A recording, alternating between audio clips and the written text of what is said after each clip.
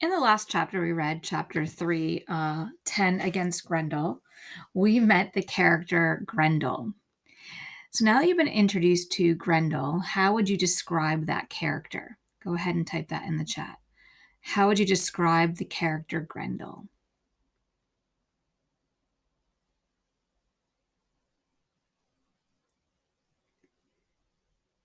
Next, we'll listen to chapter 4, titled Beowulf.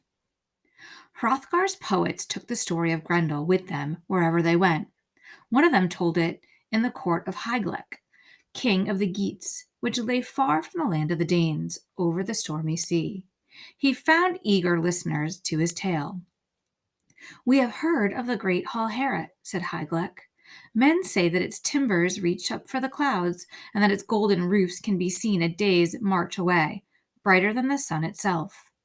"Then men tell true," answered the poet, "for that is how Heorot is by day, but by night it's a different story. After darkfall, the halls stand abandoned. None dare go there." For fear of Grendel? For fear of Grendel. Now King Hygelac had a nephew, and his nephew's name was Beowulf.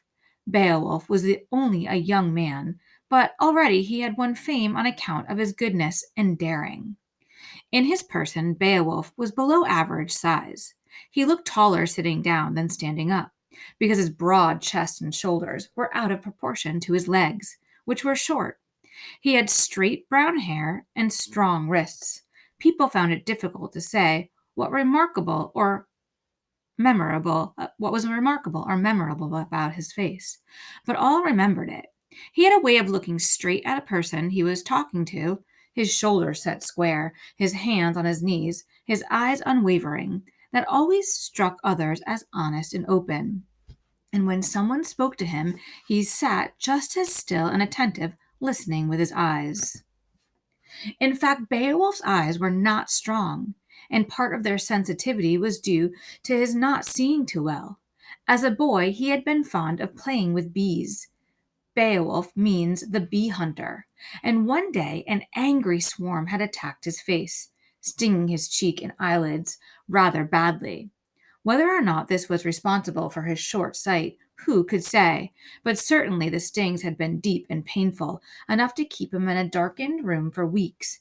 And when he emerged into daylight again, he found things seemed more misty and distant than they had before. A setback like this did not daunt him. He did not even blame the bees.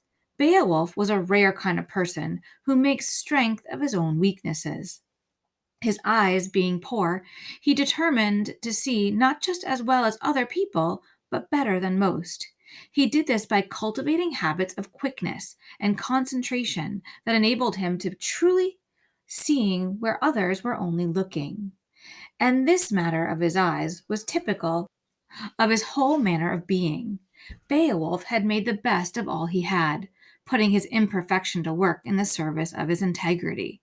Thus, his real strength lay in the balance of his person, which is perhaps another way of saying that he was strong because he was good, and good because he had the strength to accept things in him that were bad. When Beowulf had heard all the stories about the dreadful deeds of the demon Grendel, he determined to go and help Hrothgar, if he could. His ship was made ready, a fine seaworthy craft with a great curved prow. He chose 14 men to go with him. They were brave, indomitable fellows, well tested in battle and willing to follow their hero wherever he went. However, it was not merely for their skill as warriors that Beowulf picked them. He had heard enough about Grendel to know that the monster could not be killed by strength alone. Wind filled the sails, and the ship sped forward. The second day, they came into sight of the land of the Danes. As they were disembarking, a man came galloping along the beach toward them. He carried a long spear, and his horse kicked up a stinging shower of shingle as he drew rein. "Halt!" he cried, his voice thunder. "Who are you, who dare to land so brazenly on Hrothgar's coast? What do you want, and why do you come bearing so many weapons? If you are pirates, then be warned by me.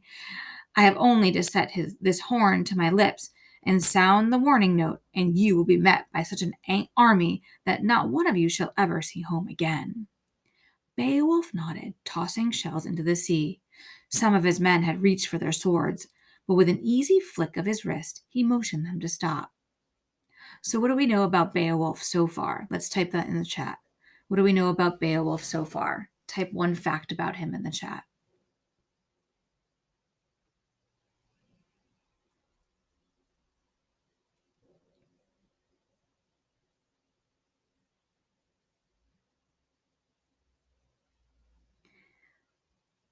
And next question is, what step in the hero's journey are we in? What step in the hero's journey? If you had to name this step, what would it be? Beowulf nodded, tossing shells into the sea. Some of his men had reached for their swords, but with an easy flick in his wrist, he motioned them to stop. We are no pirates, he said. Who are you? The horseman drew himself up proudly. I am Hrothgar's coast guard, he shouted. No one bent on mischief gets past me. Beowulf did not shout, but his voice sounded clear and distinct over the noisy waves and the crying of the seabirds. I am Beowulf, son of Eccledau, he said. I am come to do what I can against the demon Grendel. A shiver went down the coast guard's weather-beaten cheek. It was plain that though he was a brave man, he did not like to hear about Grendel. Beowulf went on calmly. If you love your country, as I'm sure you do, then you'll help, not hinder us. Show us the way to the great Hall Heorot. The coast guard was impressed by the quiet strength of the stranger speaking. He thought a moment, then he said, I will escort you to Hrothgar himself. He can decide the seriousness of your errand. I'm just a common warrior set to guard the shores, and I can't see how your little band can stand against a fiend like Grendel. He leaned forward confidentially in his saddle. If you take my private advice, he added, you'll pack back in your ship before you're all killed. The man's not born who can get the better of Grendel. The king is quite resigned to it. Fighting the monster, well, that's like fighting the sea. You can't win. Beowulf's men muttered angrily amongst themselves. They fought the Coast Guard's words insulting. They found the Coast Guard's words insulting. Beowulf did not seem insulted. He looked out over the rolling waves as though considering what the Coast Guard had said. Thank you for your advice, he said at last, but I will not take it. The Coast Guard shrugged. Then you are either the bravest man in the world or a simple fool. Get your men in marching order, and I will lead you to Heorot. Don't worry about your ship. Let it ride here at anchor, and I'll have my soldiers guard it. He smiled grimly, wheeling the horse about. I shan't say they'll keep it safe for you until you come back, because I doubt very much you will come back, any of you, if it is really Grendel you're after. So what does everyone think? Do you think Beowulf is the bravest man in the world or a fool? Type in the chat. Do you think Beowulf's a brave man or do you think he's a fool?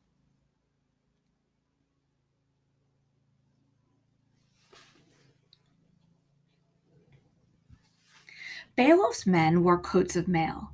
Their helmets had golden board crests on them. They carried swords and ash spears tipped with iron. Armor and equipment proved heavy in the midday sun. They clanked along uncomplaining, the sweat pouring down their faces, in single file behind the Coast Guard's horse. Beowulf looked about him as he marched, taking everything in. Tall cliffs and deep valleys, each tumbling stream and pebble winking brightly in the sun. His head moved on his shoulders like a bird's, alert, inquisitive, and shrewd. Before long they came in sight of Heorot. The shining of the place astonished them. It stood like a tower of solid gold. Beyond it, shrouded in mist even on a day like this, lay the fen. To Beowulf, perhaps of his short sight, Hall Heorot appeared even brighter than it was, and the Badlands darker. He stood on a grassy mound, gazing down at the gold and the black for a long while, until his men began to grow restless, and the Coast Guard's horse flared its nostrils wide, impatient to be back within smelling distance of the sea. Then Beowulf thanked the Coast Guard for showing them the way, and led his men along the winding stone road to Heorot. The Coast Guard watched them go, thinking how brave and doomed they look. until they were so far away that he could no longer hear the clinking of their armor. He saw that Beowulf had left his sword stuck in the top of the mound. It shone in the sunlight like a cross. Why do you think Beowulf left his sword behind? Go ahead and type in the chat. Why did Beowulf leave his sword behind?